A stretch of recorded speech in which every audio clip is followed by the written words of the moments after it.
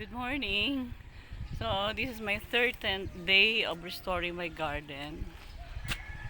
So, ngayon ang oras ay 5:06. So, mali ako mga alas 5. Actually, nagising ako ay past 2 a.m. Hindi na rin ako makatulog. So, nag-read na ako ng Bible, nag-pray na ako.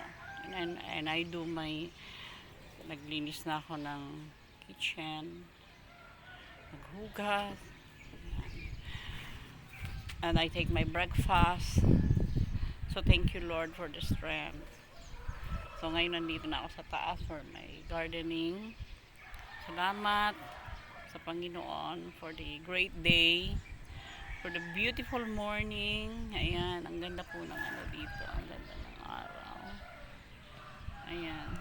So, ayan, ang ganda ng langit. So, thank you Lord. Mapapansin nyo, meron pa rin, may buwan pa rin. Ayun yung buwan. Ayan. Thank you Jesus. So ngayon, actually nagpabili na ako ng hose. Ayan. Kasi dumadami na yung diligin ko. Hindi na exercise. Yung pagkaunti exercise tong mano-mano. Pero pag marami na, hindi na pwede. Okay, lalo na sa akin na dialysis patient ako, iniingatan ko yung arm ko. So, ayan, bumili na ako ng hose. At ito na yung mga nagawa ko kahapon. Ang dami pa rin mga kalat. Ayan, nagtanim ako. Ayan, pinakita ko na sa inyo yung tinanim ko. Ayan na, okay na sila. Ayan. Ayan, sigarilyas. Ito ay string bean. Yun ay ang palaya. Meron din akong baggy beans.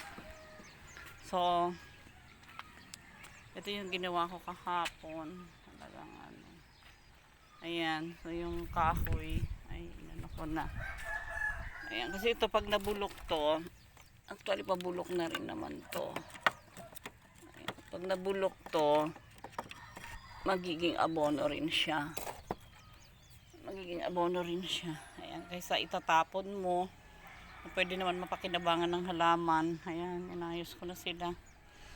Lalagyan na lang dito ng hollow blocks ulit sa gilid. Idudugtong dito sa hollow blocks na to. Ayan. Papunta roon. Ayan, hanggang doon. Hanggang doon. Para mataniman ng iba pang mga gulay. Ayan, so, ayan. Ito na yung mga paso. Ano na lang to. Separate na lang yung pwede pong gamitin, yung hindi na pwedeng gamitin. Ayan. So, eto naman, yung mga roots kasi yan eh. Yung mga hindi na pwede, yung mga roots na bulok. Ang gagawin ko dyan, ibibilad ko siya. Ayan, para, tapos pag puputol-putulin, kasi pwede pang maging abono yan. Pag nabulok yan, magiging abono. So, wala ko nang itatapon kasi mahirap magtapon, no? Kung pwede rin lang naman na mapakinabangan na maging abono ng halaman, so kailangan natin gamitin. Yung plastic yun ang itatapon katulad dito. So ngayon, siguro ang concentration ng trabaho ko dito para maalis na to lahat, itong mga hindi na pwede. So, ayan. Ito yung mga nag-survive pang mga desert rose. Ito igigilid. Ialisin na to. So, ayan. Malalaki na rin yung aking patola kasi yan. Patola. So, dito mamaya, kumuha ako ng isang trabahador para, ayan, may bees na ako. Ayan, meron na akong bees na lumilipad. Magpapalagay ako dyan para gapangan ng patola. Kasi ang patola ko ay madahon. Talagang pag isinama mo siya sa ampalaya, kawawa yung ampalaya, kumbaga sa gangster. Gangster yung patola. Kasi siya talaga, pag mo yung, mamamatay talaga yung halaman, kawawa naman. So, kailangan mo siyang i-separate. Ayan. So, ito na yung mga gagamit. Malapit na. Diba, konti-konti na lang, mapapaganda ko na uli. Pag ito mga naitabi ko na, nalagay ko na doon sa dulo. Magpapagawa rin ako ng dirty kitchen kasi masarap talaga na mag-ihaw, gano'n. Okay.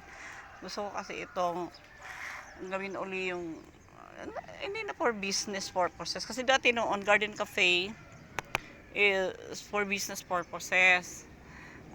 Ngayon, hindi na. Para na lang sa akin as may libangan ko. Kasi noon, mostly nang tinatanim ko ay mga flowering plant, katulad nito. Eto, ang bulaklak nito ay mamumulaklak na. Ang bulaklak nito ay white. Ang gaganda kasi ng mga tanim ko noon. Kasi nga, yung purpose ko noon ay para sa mga gumanda yung restaurant. Kasi yung team ko is garden cafe. So, they are eating, they're enjoying their coffee, they're enjoying their mga drinks na like shake. O kasi Christian ako, bawal sa amin ng alak, the Bible says. So walang alak dito noon, lang, puro mga shake, smoothie, coffee, ganon. So nung hindi pa yung pandemic, ang dami kong halaman, ang ganda talaga ng mga halaman ko. But ngayon magko-concentrate muna ako sa mga gulay. Yun kasi ang napapanahon ngayon, sa mahal ng gulay. Kailangan talagang bilang mami maging tayo, no? Ayan, so nakita nyo naman, ayan, itong trapal ko na nadali pala masira. So ayan na yung kangkong ko. Mamaya kukuha na ako kasi gusto kong maglaga ng sigang ng isda or karne. Ayan, diba? Makakakuha na ako ng first harvest ng aking kangkong. Ayan. So, ayan. Thank you very much for this wonderful morning. Salamat sinamahan niyo ako. God bless you. At sana early in the morning, bumangon tayo. Ayan. And then, seek ye first the kingdom of God and His righteousness, and all these things shall be added to you. Tama naman. When I seek God, I pray, I worship Him, I read the Bible, and He gave the strength that I'm praying for Him. Yeah. So in all these things, totoo lang, napakabuti ng Diyos. Kita nyo, nag-garden lang ako. Yung ginagawa ko lang in the morning, mag-pray, mag-read ang Bible, na mag-garden ako. And then, si Lord ang gandang employer. Pinapasahuran niya ako. There's a great blessing na dumadating sa akin. Sabi ko, Lord, thank you ha, pinapasahuran mo ako. Nai-enjoy ko na, Lord, yung ginagawa ko. Pinapasahuran mo pa ako. That means yung blessing na binibigay niya. Yun ang pinakang favor, yun ang pinakang sa akin ng Panginoon. Yeah, God is so good. You try God. You try God. Sabi nga, subukan nyo ang Diyos at mararanasan nyo kung gaano siya kabuti. Amen. Bye. God bless you all.